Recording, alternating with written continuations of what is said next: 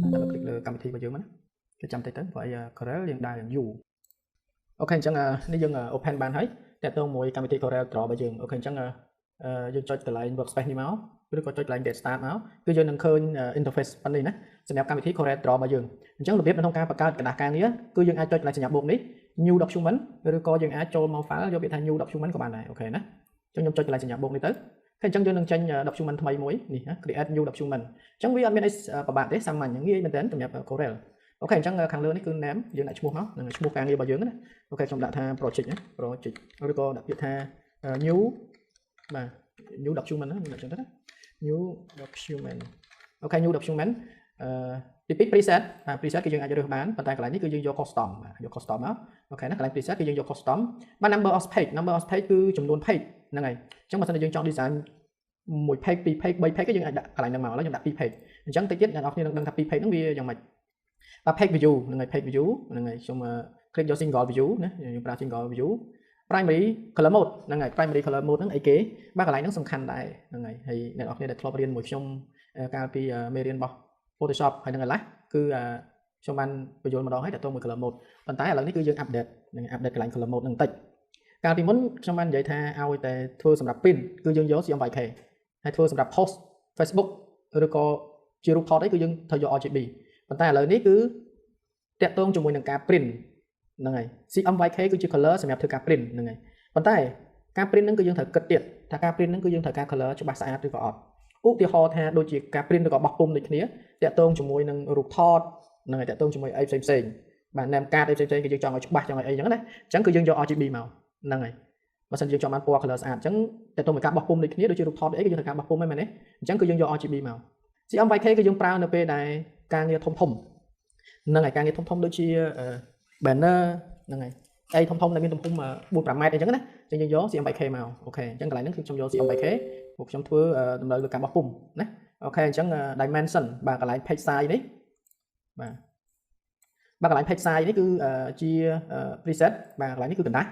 ហ្នឹងហើយវាមាន preset នឹងនេះណាមាន A4 A5 អីចឹងទៅនេះណា A4 A5 អីចឹងទៅដូច invoice អីជួយច្រើនគេធ្វើនៅលើ A4 A5 អញ្ចឹងណាបាទអញ្ចឹងយើងអាចរើសយក A5 មក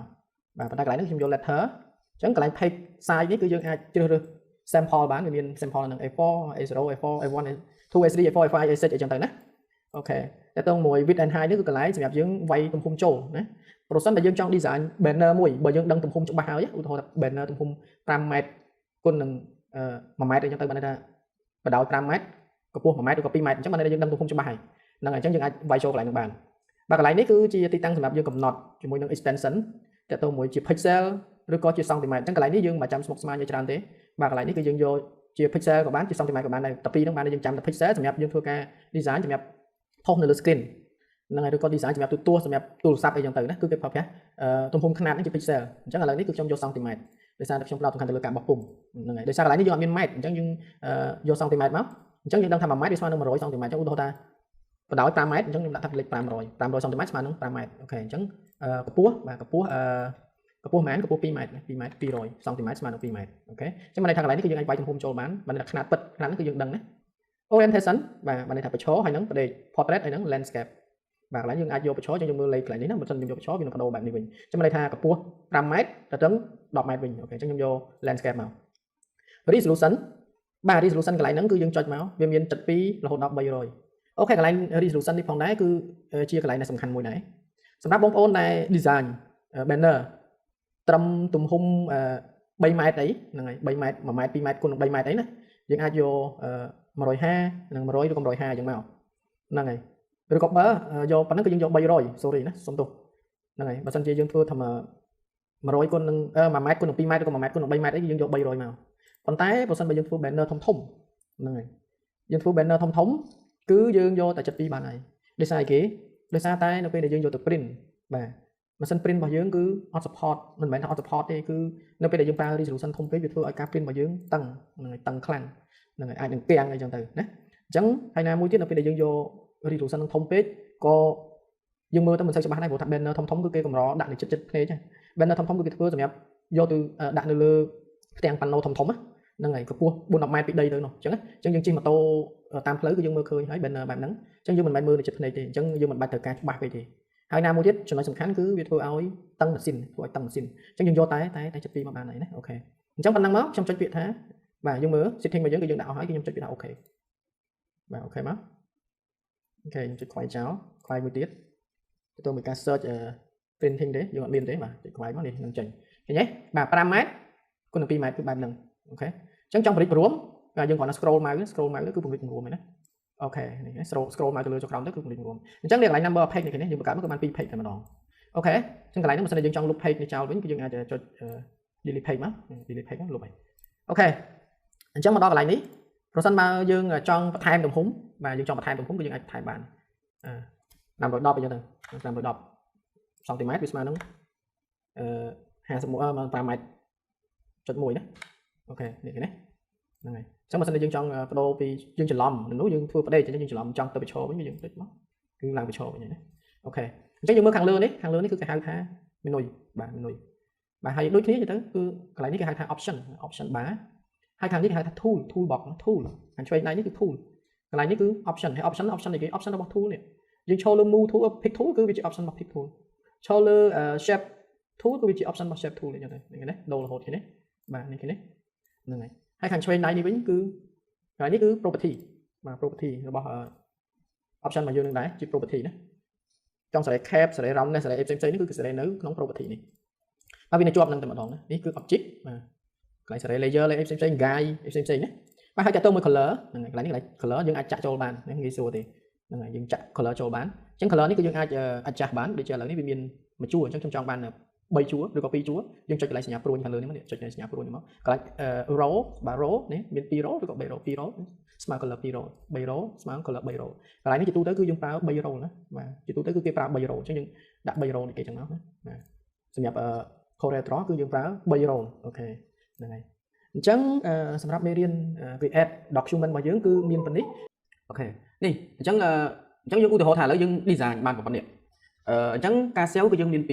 ទី1គឺយើង save file ទុកសម្រាប់ប្រើប្រាស់ក៏ដូចជាកែសម្រួលនៅពេលក្រោយហើយមួយទៀតគឺយើង import ដើម្បីបានជារូបភាព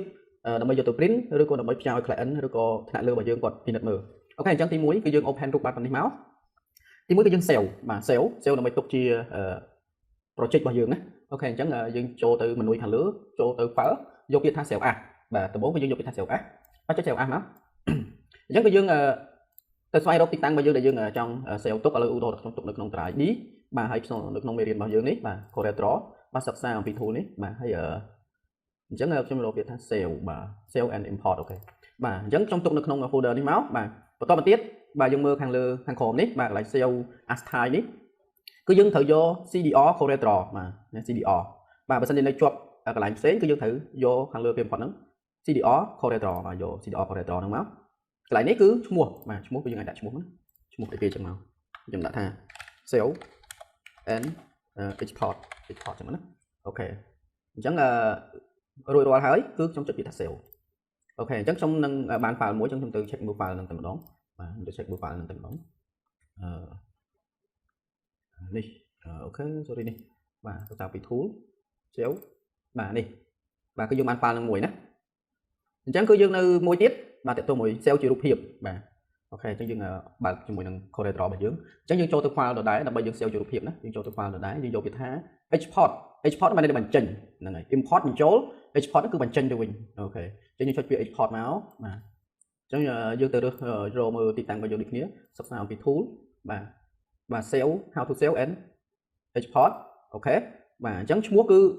save and export ហ្នឹងហើយគឺវាចាប់យកឈ្មោះហ្នឹងតែម្ដងបាទបន្តមកទៀត save as type នេះគឺយើងត្រូវមើលពិនិត្យមើលអញ្ចឹងគឺយើងត្រូវយក JPEG នេះបាទ JPEG លើនេះណា JPG បាទ JPEG bitmap ហ្នឹងហើយយកមួយហ្នឹងមកណាបើសិននៅជាប់អីផ្សេងគឺយើងត្រូវ select យកបាទ JPEG bitmap ហ្នឹងបាទនេះគឺជា file រូបភាពដែលយើងអាចផ្ញើជូន client ឬក៏ថ្នាក់លើរបស់យើងគាត់ពិនិត្យមើលបានអញ្ចឹងយើងចុចពាក្យថា export មកអូខេចុចពាក្យ export មកបាទកន្លែងនេះយើងដូរយក RGB កន្លែងនេះយើងដាក់ high បាទសពផ្សេងទៀតគឺយើងមិនបាច់ចាំកែសម្រួលទេប៉ុណ្នេះចុចពាក្យថា OK បាទអញ្ចឹងយើងទៅពិនិត្យមើលបងប្អូននេះអញ្ចឹងយើងនឹងបាន file មកថ្មីមួយបាទអញ្ចឹងរបៀបក្នុងការ sale ក៏ដូចជា export គឺមានប៉ុណ្នេះអរគុណច្រើនអញ្ចឹងយើង open Corel Draw មកយើងចូលទៅ get start វាគេថា new document អូខេខ្ញុំដាក់ថា import អូខេអញ្ចឹងគឺយើងយក setting ប៉ុណ្នេះសិនអូខេមកហ្នឹងអញ្ចឹងទី1គឺដើម្បីយើងពង្រីកពង្រួម canvas ក៏ដូចជា artboard របស់យើងបាទអញ្ចឹងគឺយើង scroll mouse scroll បាទទៅលើទៅក្រោមទៅគឺយើងអាចពង្រីកពង្រួម artboard របស់យើងហើយណាបាទហើយបើសិនជាយើងចង់រំកិលយើងចុច Shift X នឹងចេញរូបដៃចុច Shift X មកយើងអាចចាប់រំកិលបានអូខេបាទពង្រីកពង្រួមគឺ scroll mouse ហើយរំកិលគឺយើងចុច Shift X មកអូខេហ្នឹងហើយអញ្ចឹងដើម្បីយើង import រូបចូលបានបាទយើងមើលមកខាងឆ្វេងដៃខាងលើ menu នេះគឺយើងចូលពាក្យថា file យកពាក្យថា import អូខេ import ណាអូខេអញ្ចឹងយើងទៅរកទីតាំងរបស់យើងដែលយើងអូខេនេះ Corel Draw Lesson សិក្សាអំពី tool អូខេបាទ import and open អូខេអញ្ចឹងឥឡូវខ្ញុំមានរូបមួយបាទអញ្ចឹងនេះគឺខ្ញុំ import អញ្ចឹងខ្ញុំ select លើរូបនឹងមកអញ្ចឹងតើតើមួយរូបលោកណាដែលយើង import ណាបានចូលបាទគឺយើងយកពី import មិញបាទម្ដងទៀតណា file import ហ្នឹងហើយយើងទៅប្រើរកទីតាំងរបស់យើងរូបភាពរបស់យើងបាទរូបភាពរបស់ខ្ញុំនេះគឺខ្ញុំទុកនៅទីនេះបាទខ្ញុំយកមកហើយខ្ញុំចុចថា import បន្តមកទៀតវានឹងចេញសញ្ញាបែបនេះអញ្ចឹងបានន័យថាបើសិនជាយើងចង់បានរូបនឹងប៉ុណ្ណាគឺយើងគូសប៉ុណ្ណឹងតែម្ដងណាឧទាហរណ៍ថាខ្ញុំចង់បានប៉ុណ្ណឹងនេះគឺខ្ញុំគូសបែបហ្នឹងតែម្ដងនេះឃើញទេបាទហ្នឹងហើយអញ្ចឹងបើសិនជាយើងចង់ move គឺយើងត្រូវចូលទៅ pick tool ដើម្បី move បាទ move រូបភាពហ្នឹងហើយអូខេទៅខ្ញុំ move មកដាក់កណ្ដាលមកអញ្ចឹងពង្រីកពង្រួម artboard គឺយើងប្រើ scroll mouse នេះ scroll mouse បង្វិលឆ្វេងស្ដាំណាលើក្រោមហើយបើសិនជាយើងចង់ពង្រីកពង្រួមរូបភាពរបស់យើងបន្ថែមទៀតគឺយើងអាចមើលចំណុច transform បាទមានកែងពណ៌ខ្មៅនេះគឺគេហៅថា transform control អញ្ចឹងយើងដាក់ mouse ឲ្យចំ transform នោះមកយើង click ទៅគឺយើងអាចពង្រីកពង្រួមរូបនឹងបានចង់ទូចយើងពង្រួមឲ្យទូចចង់ឲ្យធំយើងពង្រីកឲ្យធំមកឃើញទេបាទហ្នឹងហើយអូខេណាអញ្ចឹងដល់ពេលដែលយើងពង្រីកពង្រួមដល់ពេលដែលយើងពង្រីកគឺវាចាប់យកជ្រុងកែងខាងទៀតនៃ transform របស់យើងឧទាហរណ៍បើសិនជាយើងពង្រីកខាងក្រោមនេះគឺវាចាប់យកជ្រុងកែងខាងលើនេះបាទចាំន័យថាយើងពង្រួមពីក្រោមនោះគឺទៅខាងលើនោះហ្នឹងហើយហើយចុះបើសិនជាយើងចង់ពង្រីកពង្រួមរូបនឹងឲ្យវា fit ពីផ្នែកកណ្ដាលមកតែយើងត្រូវធ្វើម៉េចគឺយើងត្រូវចុច shift មកចុច shift ឲ្យជាប់ណាចុច shift ជាប់ទៅយើងពង្រីកទៅនេះគឺវារីករួមចេញពីផ្នែកកណ្ដាលមកតែម្ដងអូខេបាទនេះគឺតាក់ទងជាមួយរូបភាពគឺយើងដើម្បីយើងបញ្ចូលរូបភាពនៅក្នុង artboard របស់យើងបានគឺយើងត្រូវបាទយកពាក្យថា import ហ្នឹងហើយចុះមួយទៀត open គឺយើង open file បាទក៏ដូចជា file ផ្សេងៗមាន file Corel ឬក៏ file Elas អីផ្សេងៗដែលយើងមាន element មានអីចឹងណាឧទាហរណ៍ថាឥឡូវខ្ញុំចង់ open បាទខ្ញុំចុចពី open មកហ្នឹងហើយ file open នេះខ្ញុំចង់ open ជាមួយនឹង file មួយនេះអញ្ចឹងខ្ញុំ select លើ file មួយហ្នឹងខ្ញុំចុចពីថា open អញ្ចឹងឧទាហរណ៍ដល់បើសិនជារូបភាពយើងចង់ open គឺយើងអាច open បានទេ open ទៅនេះគឺយើងអាច open បាននៅក្នុង Corel អត់ដូចក្នុង Elas ឬក៏ក្នុង Photoshop ទេគឺយើងអាច open បានទេចង់បានរូបភាពគឺយើងត្រូវ import open គឺយើង open បានតែ file ទេ file AI ឬក៏ file Corel អីចឹងទៅអូខេអញ្ចឹងខ្ញុំ open file AI មួយនេះមកខ្ញុំចុចពី open នេះអញ្ចឹងខ្ញុំយកពាក្យថា curve ខ្ញុំចុចពី open នេះណាបាទគឺបែបហ្នឹងអញ្ចឹងចំពោះ file គឺយើងអាច open បានតែចំពោះរូបភាពគឺយើងអាច open បានទេហ្នឹងហើយនេះបាទនេះគឺ file អូខេបាទអញ្ចឹងនេះគឺជំហានទី1ហើយជំហានទី2ដែលងាយស្រួលតែម្ដងណាឥឡូវបើសិនជាយើងចង់យក file ទាំងអស់ហ្នឹងចូលទៅក្នុង artwork របស់យើងតែម្ដងឥឡូវខ្ញុំលុបចោលវិញទាំងអស់អញ្ចឹងខ្ញុំចង់យក file ទាំងអស់ហ្នឹងចូលមកក្នុង artwork artboard របស់យើងតែម្ដងហ្នឹងហើយអញ្ចឹងខ្ញុំទៅបើកជាមួយនឹង file របស់យើងហ្នឹងមកហ្នឹងហើយនេះអញ្ចឹងខ្ញុំរួមឲ្យទូចមកខ្ញុំអាចចាប់ទាញចូលតែម្ដងក៏បានខ្ញុំទាញឧទាហរណ៍ឥឡូវរូបភាពខ្ញុំចាប់ទាញរូបភាពចូលមកក្នុងតែម្ដងនេះអូខេអញ្ចឹងឃើញរូបភាពធំហ៎បាទអញ្ចឹងគឺយើងអាច select លើរូបភាពមកបាទរួមយើង scroll mouse ណា scroll mouse បាទហើយយើង select រូបភាពហ្នឹងមកហើយយើងអាចពង្រួមបានដូចគ្នាហ្នឹងហើយអញ្ចឹងនេះគឺជំហានទី2ក៏យើងអាចទាញចូលបានដូចគ្នាដែរឃើញទេបាទអូខេហើយការពង្រីករួមគឺដូចគ្នាអត់បញ្ហាទេណាអូខេអញ្ចឹងយើងអាចចាប់ទាញចូលបែបនេះតែម្ដងក៏បានដែរឬក៏នេះតើតើជាមួយនឹង file យើងចង់យក file ហ្នឹងចូលមកក្នុង artboard តែម្ដងយើងអត់ចង់ open ទេយើងអាចចាប់ទាញបានដូចគ្នាចាប់ទាញចូលមកអញ្ចឹងវានឹងចេញ message dialog box មួយមកអញ្ចឹងយើងអាចចុចនេះទីកន្លែង curve នេះមកយើងចុចអូខេអញ្ចឹងចូលមកដូចគ្នាឃើញទេបាទចូលមកដូចគ្នាប៉ុន្តែនៅពេលដែលចូលមកគឺវាជាប់ group អញ្ចឹងបើយើងចង់យក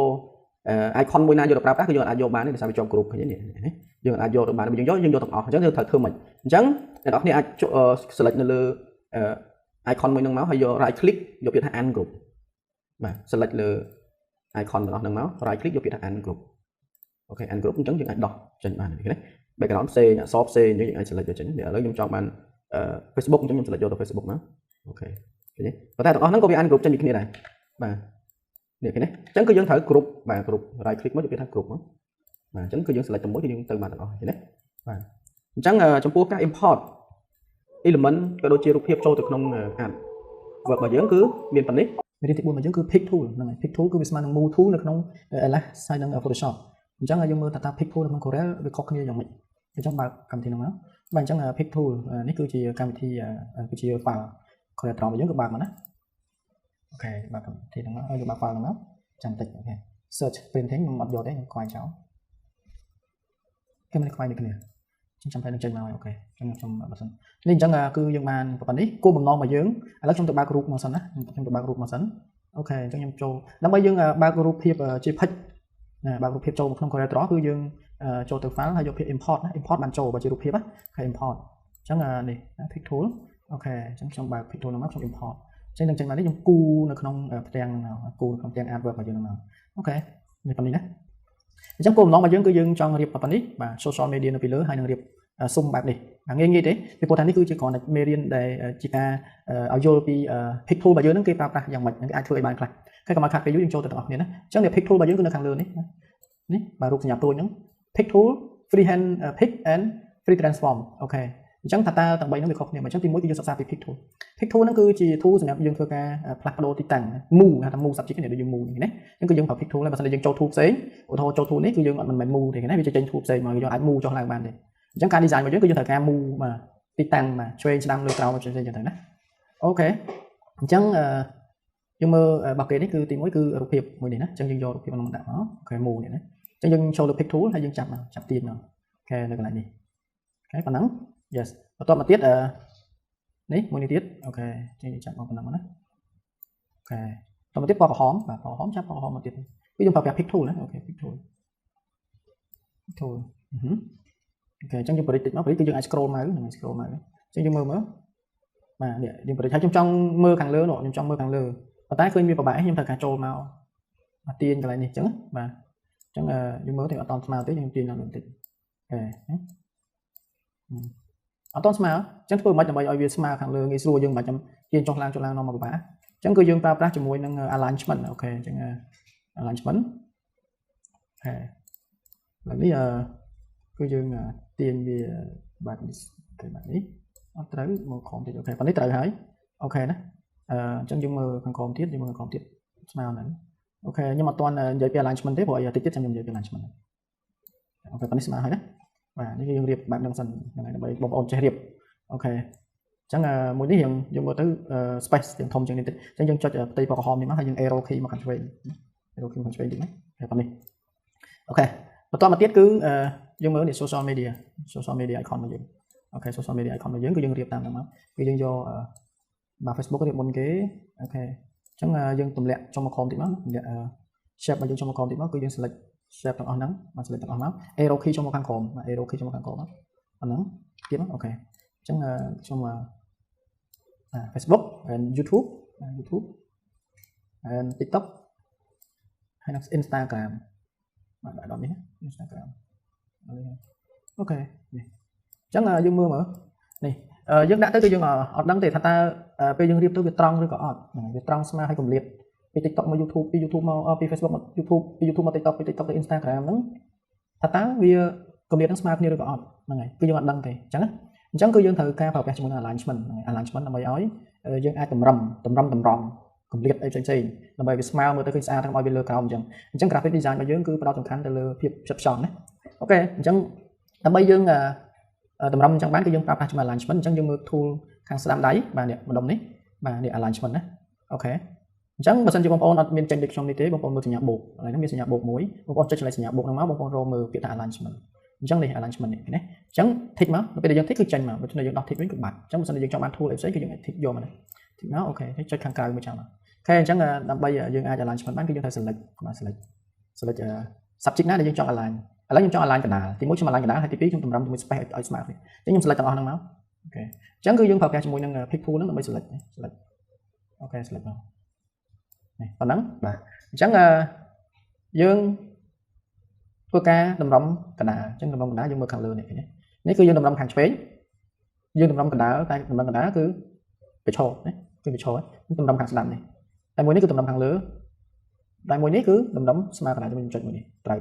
này này cứ smile cái nào hai spec hiện mới trong màn này mỗi này cái này cứ trong màn công liệt này bên này cứ ở smile này cho những nó này cái này cứ điệp trong công liệt còn điệp trong công liệt ở trường add trong tầm đó này còn nằm đó cái select đó arrow key lang lường ការ select នៅក្នុង Corel Draw គឺយើងត្រូវ select ឲ្យអស់បើសិនឧទាហរណ៍ថាយើងចង់ select នៅក្នុងអ្នកដែលធ្លាប់រៀន AI ឬក៏ Photoshop យើងគ្រាន់តែ select តែប៉ុណ្្នេះមកជាប់ហើយមែនទេនេះប៉ុន្តែ Corel Draw អត់អញ្ចឹងទេគឺយើងត្រូវការ select ទាំងអស់នេះ select ឲ្យពេញណាចង់ select ឲ្យពេញបើសិនឧទាហរណ៍ថាយើង select 3នេះហើយម្ដងនេះយើង select បានតែពាក់កណ្ដាលទេគឺ select បានតែ3នេះទេអញ្ចឹងមួយនេះគឺយើងអត់ select ទេណាអញ្ចឹងយើង select បានពេញទេមកយើង arrow key ឡើងលើតិចអូខេអញ្ចឹងអានេះគឺតកតងជាមួយនឹង pick tool ហើយចុះ free hand pick ហ្នឹងគេប្រើប្រាស់យ៉ាងម៉េចហើយចំណុចសំខាន់របស់វាយ៉ាងម៉េចអញ្ចឹង free hand pick នេះបានន័យថាគឺយើងអាច select quill បានអញ្ចឹងខ្ញុំទៅ open មេរៀនមួយសិនអូខេខ្ញុំយកមួយនេះណាអូខេហើយខ្ញុំយកនេះអញ្ចឹងយើងបានប៉ុណ្នេះអូខេអញ្ចឹងចាំមើលថាតើខ្ញុំប្រើប្រាស់ជាមួយនឹង free hand pick ហ្នឹងធ្វើឲ្យបានខ្លះវាចំណុចពិសេសមួយដែរហ្នឹងហើយចំណុចពិសេសមួយដែរណាអញ្ចឹងឥឡូវឧទាហរណ៍ថាខ្ញុំយក free hand pick អញ្ចឹងខ្ញុំចង់បានតែ Facebook YouTube and នេះមួយនេះ logo មួយនេះមិនដឹង logo ស្អីគេទេហើយនឹង line អញ្ចឹងឃើញនៅកន្លែងផ្សេងគ្នាទេអញ្ចឹងបើសិនជាយើងយកខាងលើគឺយើងត្រូវការ select មួយអញ្ចឹងហើយយើងត្រូវការ shift ចុចយើង select មួយទៀត shift ចុចយើង select មួយទៀត shift ចុចយើង select មួយទៀតអញ្ចឹងយើងទាញទៅបានទេអញ្ចឹងវារៀងពិបាកព្រោះយើងពិបាកព្រោះយើងយឺតអញ្ចឹងបើសិនជាយើងប្រើ free hand pick គឺយើងអាច select ទេ sorry ខ្ញុំលុបចោល background ចោលហ្នឹងអូខេខ្ញុំគូ quill អញ្ចឹងហ្នឹងគូ quill ហ្នឹងអូខេនេះ YouTube ហើយ line quill អញ្ចឹងហើយឃើញទេអូខេមួយនេះទៀត quill យកអញ្ចឹងមកquill ឲ្យបាននេះឡើងនេះមកដល់កន្លែងវិញអូខេឃើញទេអញ្ចឹងយើង move ទៅនេះឃើញទេឃើញទៅបាន3អញ្ចឹងយើងអាចប៉ុណ្ណឹងយើងអាច copy មក control C មកដល់ pick tool របស់យើងនេះយើង control V ឡើងនេះមក control V ឃើញទេហ្នឹងហើយអញ្ចឹងនេះគឺចំណុចសំខាន់ចំណុចពិសេសបាទចំណុចពិសេសរបស់ free hand pick គឺបែបហ្នឹងហើយគឺយើងអាច select quill បានចង់បានអីយើង quill ទៅហ្នឹងបានអូខេអញ្ចឹងខ្ញុំ sorry ខ្ញុំចូលទៅខាងលើវិញអូខេហើយមួយទៀតនេះគឺ free transform ចុច free transform ហ្នឹងមកយើងមើលខាងលើនេះអូខេខាងលើហ្នឹងវាមាន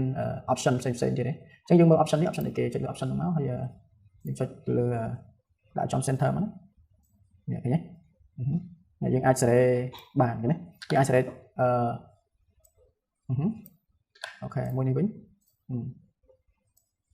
អូខេនេះយើងអាច select រូបរាងបានហ្នឹងហើយប៉ុន្តែភាគច្រើនគឺយើងអត់ដែរប្រើទេជាមួយនឹង free hand ហ្នឹងហើយដោយសារវាពិបាកក្នុងការគ្រប់គ្រងតែគ្រាន់តែនេះគឺខ្ញុំបង្រៀនឲ្យដឹងអញ្ចឹងណាបាទបង្រៀនឲ្យដឹងបាទអញ្ចឹងភាគច្រើនគឺគេប្រើតែពីរនេះទេដែលសំខាន់តែប្រើច្រើនតែនោះគឺ pick tool ហើយនឹង free hand tool ហ្នឹងហើយកុំច្រឡំណា pen tool មិនមែនដូច pen tool នៅក្នុង Photoshop ឬក៏ AI ទេអញ្ចឹងយើងបើកមេរៀនរបស់យើងមកតែអញ្ចឹងចេញមកប៉ុណ្្នេះអញ្ចឹងនេះគឺជាមេរៀនទី4របស់យើងទេបាទប៉ុន្តែគាត់ឥឡូវនេះគឺយើងយកមកសិក្សាមេរៀន zoom tool របស់យើងអញ្ចឹងយើងមើលមកខាងឆ្វេងដៃ tool របស់យើងនេះហ្នឹងហើយគឺ zoom tool មួយនេះណាបាទអញ្ចឹង zoom tool ហ្នឹងបាទអញ្ចឹងយើងអាច zoom tool បានថា tool សម្រាប់ពង្រីកហ្នឹងហើយអញ្ចឹងឧទាហរណ៍ថាឥឡូវបើសិនជាយើងចង់មើលទីតាំងនេះកាន់តែច្បាស់អញ្ចឹងគឺយើងអាចចុច zoom tool ហ្នឹងមកហើយយើងគូសអូខេអញ្ចឹងនឹងរីកទីតាំងហ្នឹងហើយអូខេចង់មើលកន្លែងណាផ្សេងទៀតគឺយើងអាចអញ្ចឹងកន្លែងនេះគឺយើងអាចកំណត់ទំហំនៃការ zoom របស់យើងបានឧទាហរណ៍ថាយើងចង់ zoom តែ 200% ឬក៏ឥឡូវខ្ញុំ fit សិនហើយឥឡូវខ្ញុំ zoom តែ 200% ទេតែ 200% ទេអូខេឃើញទេអញ្ចឹងយើងអាចដាក់មកអូខេឬក៏ 400% ឃើញទេហ្នឹងហើយអញ្ចឹងយើងចង់មើលទីតាំងណាគឺយើងអាច zoom ព្រោះថាឥឡូវដូចកែងនេះយើងចង់ដឹងថាស្មើឬក៏អត់យើងអាចគូសតែមួយចំណុចកែងមកឃើញទេគឺយើងមើលឃើញម្ដងកាន់ច្បាស់ទេគឺយើងគូសចឹងហ្នឹងហើយ zoom tool របស់យើងឃើញទេបាទអញ្ចឹងនៅក្នុង Corel គឺយើងត្រូវការប្រើប្រាស់ tool ទាំងអស់ tool ហ្នឹងឬក៏យើងអាចប្រើ scroll mouse ក៏បានដែរនេះ scroll mouse ទៅលើទៅក្រោមក៏អាចបានដែរដូចគ្នាគឺដូចនឹង zoom tool របស់យើងនៅមើលលេខណាបាទហ្នឹងហើយ scroll mouse យើងមិនចុចអីទេគឺយើង scroll mouse អញ្ចឹងណាបាទអូខេអញ្ចឹង tool មួយទៀតគឺ pen tool បាទអញ្ចឹង tool ហ្នឹងគឺរូបដៃគឺសម្រាប់ចាប់ទាញហើយយើងចុច tool ហ្នឹងមកឬក៏យើងចុច shortcut Alt H ក៏បានដែរណាអូខេនេះអញ្ចឹង tool ដៃហ្នឹងមិនឧទាហរណ៍តែលើយើងអញ្ចឹងហើយយើងចង់មើលខាងលើកន្លែង icon social media របស់យើងគឺយើងចាប់ click មកទាញទៅលើអូខេអញ្ចឹងយើងប្រើ zoom tool មកអូខេប៉ុណ្ណេះណានេះអូខេអញ្ចឹងយើងប្រើ hand វិញយើងអាចចុច Alt H ក៏បានដែរនេះចុច Alt H មកចេញរូបដៃយើងអាចទាញមើលបានអូខេឃើញទេឥឡូវយើងចង់ដឹងថាតើ logo របស់យើងត្រូវអត់អញ្ចឹងយើងចូល zoom tool មកយើង zoom ទៅប៉ុណ្ណឹងនេះឃើញទេអូខេ zoom តិចទៀតមកអូខេអញ្ចឹងយើងចង់មើលខាងក្រោមយើងចុច Alt H ស្មើនឹង pen tool របស់យើងហ្នឹងអូខេយើងអាចចុចមើលបានអូខេហ្នឹងហើយអញ្ចឹងបើយើងចង់ត្រឡប់ទៅវិញយើងអាចចុចកន្លែងនេះមកយកគេថា to fit អញ្ចឹងមកធម្មតាវិញ